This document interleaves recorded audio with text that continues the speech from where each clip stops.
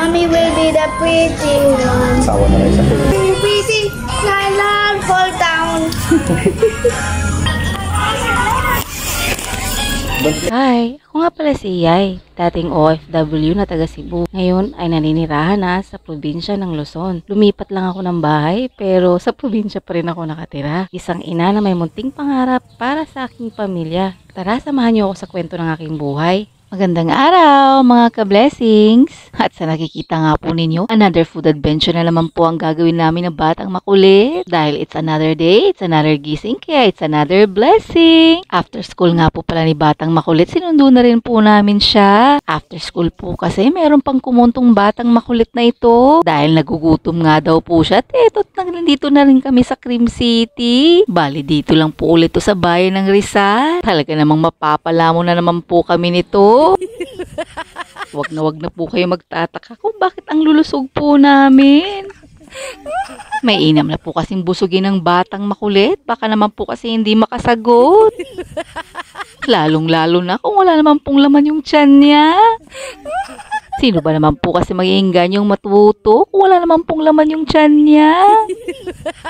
At habang nag-aantay nga po kami, eto nagpadaldal na ang batang makulit. Actually, may sinasabi po dyan. Umiral na naman po kasi ang pagkachismosa ng batang makulit na ito. Talaga namang may pinagmanahan.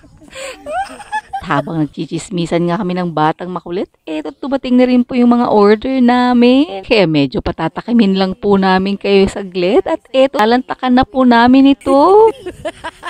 2, 3, Daddy. 3. Make it 4. I don't want any fast food. I just want potato.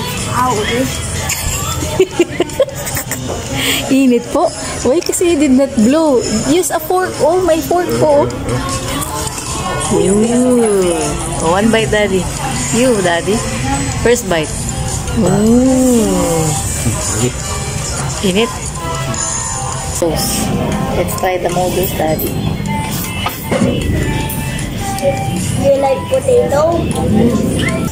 O, di ba? Napatakam po namin kayo. Tensya po muna at galit-galit po muna tayo. Paano ba naman po kasi habang nag-aantay kami sa order namin, eto, biglang nag-alboroto tong mga anaconda namin sa tiyan. Kaya imbis na para kay batang makulit ito, ay nako, nauna na ang ina niyo at ang daddy niya. Kaya saan pa po ba magmamana ang katakawan ng batang makulit? Siyempre sa matakaw niyang ina at sa ama niya po. Mommy will be the pretty one. Sawa na rin siya. Pretty, Nylan, fall down. Don't lick your finger po. At sa sobrang saya ng batang makulit, eto't napapakanta na po talaga siya. Ganyan na ganyan talaga ang batang makulit, lalong-lalo na pag gusto-gusto po niya yung kinakain niya. Kaso mukhang hindi lang ang batang makulit ang nagustuhan ng pagkain, tiri ng ina niyo. Kaya talaga namang lumalabas ang pagka-PG natin dito. At sa wakas, dumating na rin po ang order ng ina niyo. Kaso napalamon na tayo sa pagkain ni batang makulit, kaya't eto, no choice na po tayo. Imbis na kasi healthy food ang sa atin, ako naman po. Sobrang inggit natin sa pagkain ng batang makulit, ay naku talagang mapapakain ka po talaga.